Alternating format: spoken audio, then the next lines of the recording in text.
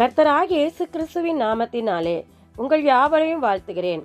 நாம் இன்று தியானிக்கும் வசனம் ரோமருக்கு எழுதின நிருபம் 7ஆம் அதிகாரம் 15ஆம் வசனம். எப்படி எனில், நான் செய்கிறது எனக்கே சம்மதி இல்லை. நான் விரும்புகிறதை செய்யாமல் நான் வெறுக்கிறதையே செய்கிறேன். இந்த வசனத்தை நான் பார்க்கும்போது அப்போஸ்தலனாகிய பவுல் என்ன சொல்கிறாருன்னா, நான் அவர் விரும்புகிறத நான் செய்ய முடியல, நான் என்னத்தை வெறுக்கிறேனோ அதையே செய்கிறேன். அதாவது இந்த அதிகாரத்தில் எதை பற்றி சொல்கிறாருன்னா, நியாயப்பிரமாணமும் மாமிசத்துக்கு இருக்கிற ஒரு போராட்டமான காரியங்களை, அதாவது ஜீவனுக்கும் மரணத்திற்கும் இருக்க ஒரு போராட்டமான காரியங்களை குறித்து இந்த அதிகாரத்தில் சொல்லப்பட்டிருக்கிறது. இப்போ அநேகர் பார்த்தீங்கன்னா, கர்த்தராகிய இயேசு கிறிஸ்துவின் நாமத்தினால ஞானஸ்நானம் எடுத்து ரட்சிக்கப்பட்ட நமக்கும் இந்த பல பேருக்கு இந்த போராட்டம் உண்டு. அதாவது நாம் என்ன செய்வோம்னா, ரட்சிக்கப்பட்ட பிறகு அநேகருக்கு உதவி செய்யணும்னு ஒரு விருப்பம் நமக்குள்ளே இருக்கும். ஆனால் அதை நம்மளால் செயல்படுத்த முடியாது. சில நம்ம ஆசைப்படுவோம், அதை செய்ய முடியாது.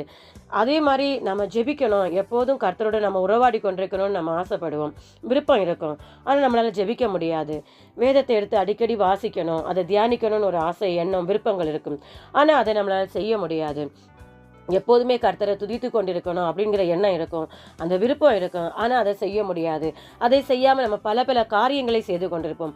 அதை தான் அப்போஸ்தலனாகிய பவுல் இங்கே என்ன சொல்கிறாருன்னா, நான் விரும்புகிறதை செய்யாமல் நான் வெறுக்கிறதையே செய்கிறேன். இதுதான் நம்முடைய மாமிசமும் நம்முடைய ஆவியும் மாறி மாறி ஒரு போராட்டமாகவே இருக்கும். நம்முடைய ஆத்மா ஆவி ஒரு விருப்பத்தை ஏங்கும், நம்முடைய மாமிசம் இன்னொரு செயலை செஞ்சு கொண்டிருக்கும். இந்த போராட்டத்தை தான் சொல்கிறாரு.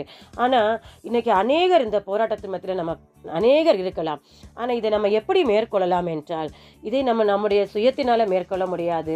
நமக்கு ஒரே ஒரு துணை தான், பரிசுத்த ஆவியானவர் நம்மளோடு இருந்து நம்மை வழி நடத்தும் போது நாம் இதை மேற்கொள்ள முடியும். நம்ம பரிசுத்த ஆவியானவர்கிட்ட, ஆவியானவரே, நான் ஜெபிக்க ஆசைப்படுகிறேன், துதிக்க ஆசைப்படுகிறேன், வேதத்தை தியானிக்க ஆசைப்படுறேன், ஆனால் என்னால் முடியல, நான் இதை செயல்படுத்த முடியல, எனக்கு உதவி செய்யுங்க, நான் இதெல்லாம் விட்டு வேறு காரியங்களை செய்து கொண்டிருக்கிறேன் அப்படின்னு பரிசுத்த ஆவியானவரை நோக்கி நாம் ஜெபிக்கும் போதும், நீர் எனக்கு ஒத்தாசையாக இருங்க, இந்த உலகத்தை ஜெயிக்கும்படியாய், நான் எல்லா போராட்டங்களையும் ஜெயிக்கும்படியாய் எனக்கு உதவி செய்யுங்க, நான் பரிசுத்த ஆவியானோட வேண்டுதல் செய்யும்போது அவர் நமக்கு உதவி செய்து நம்மை விரும்புகிறதை செய்யும்படியாய் நமக்கு வழி நடத்துவார். நாம் ஜெபிப்போமா?